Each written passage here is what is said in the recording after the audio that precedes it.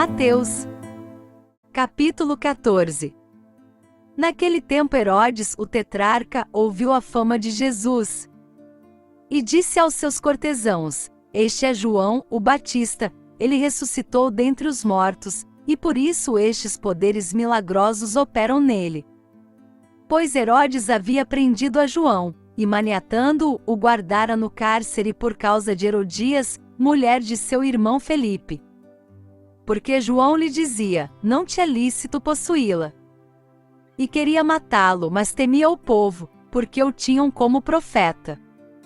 Festejando-se, porém, o dia natalício de Herodes, a filha de Herodias dançou no meio dos convivas, e agradou a Herodes. Pelo que este prometeu com juramento dar-lhe tudo o que pedisse. E instigada por sua mãe, disse ela: Dá-me aqui num prato a cabeça de João, o Batista. Entristeceu-se então o rei, mas por causa do juramento, e dos que estavam à mesa com ele, ordenou que se lhe desse. E mandou degolar a João no cárcere. E a cabeça foi trazida num prato, e dada à jovem, e ela a levou para sua mãe. Então vieram os seus discípulos, levaram o corpo e o sepultaram, e foram anunciá-lo a Jesus. Jesus, ouvindo isto, retirou-se dali num barco, para um lugar deserto à parte, e quando as multidões o souberam, seguiram-no a pé desde as cidades. E ele, ao desembarcar, viu uma grande multidão, e compadecendo-se dela, curou os seus enfermos.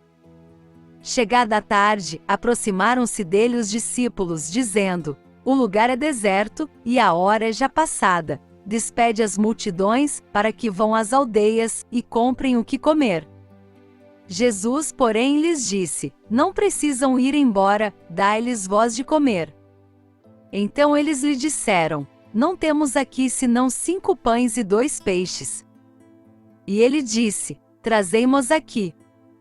Tendo mandado as multidões que se reclinassem sobre a relva, tomou os 5 pães e os 2 peixes, e erguendo os olhos ao céu, os abençoou, e partindo os pães, deu-os aos discípulos e os discípulos às multidões.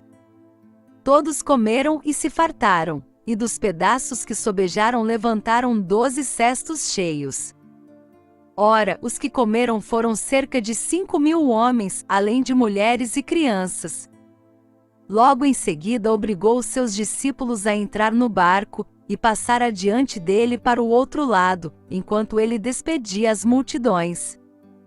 Tendo-as despedido, subiu ao monte para orar à parte. Ao anoitecer, estava ali sozinho. Entrementes, o barco já estava a muitos estádios da terra, açoitado pelas ondas, porque o vento era contrário. À 4ª vigília da noite foi Jesus ter com eles, andando sobre o mar.